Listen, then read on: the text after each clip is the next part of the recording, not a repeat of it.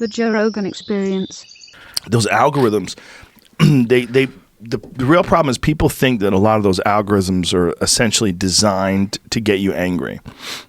Oh, yeah. Get you pissed off so you watch the next thing. Yeah. What are they teaching our children? What are they teaching our children? Next. Yeah, this is the problem with illegal immigration. I knew there's a fucking problem. And then next thing you know, you're just more and more angry. Yeah. That's like the argument with Facebook too, is that they're trying to figure out what gets people to engage. And so the algorithm realize what you engage with, and then that's what they show you more of. And what gets people to engage is shit that makes them mad. Yeah. Yeah. Totally. You know? It keeps me wanting to. I watch fight videos on Facebook all day.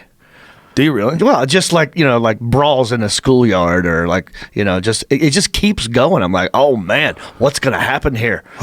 Those give me anxiety. Do they? Yeah, a little bit.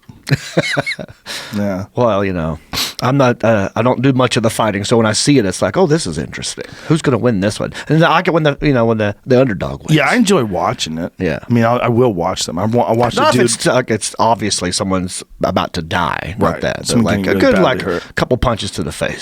Well, the best ones are when someone deserves it. Yes. So those are the ones you enjoy. Yeah. When someone's being a real dick, and someone's like, "Listen, man, you're being a dick." Yeah.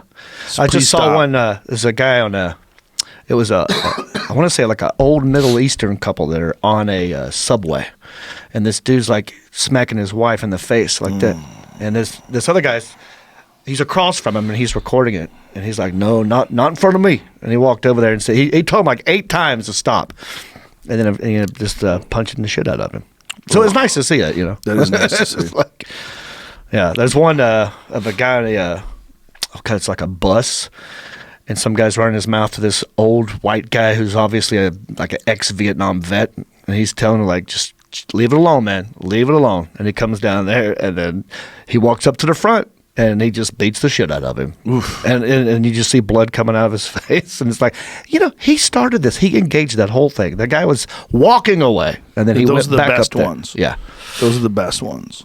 Yeah, when someone deserves it. Yeah. How many, that's the thing about, a guy smacking his wife in public. Yeah.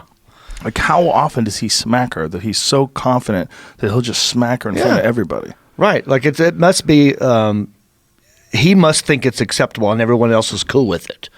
Or he must think that he could just get away with things. Yeah. Sometimes people just think they can get away with things. Yeah, there was not many people on that bus in this video. So I think he most people that guy wasn't even paying attention to him. Or that most people are just going to be too scared to say anything. Uh-huh. Yeah.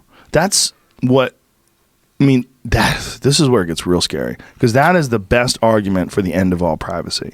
Is that no one would ever be able to do anything like that because the whole world would be watching. Yeah. Keeps everybody honest. Like, you might, it depends on what kind of action you could take. Yeah.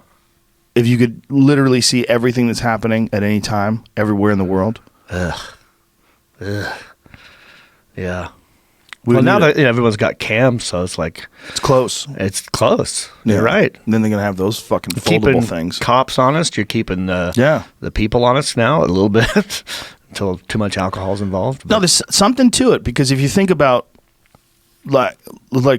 Kennedy did a speech on secrecy. It was like in 1961 or 62 about how abhorrent secrecy is, how dangerous it is for a free society.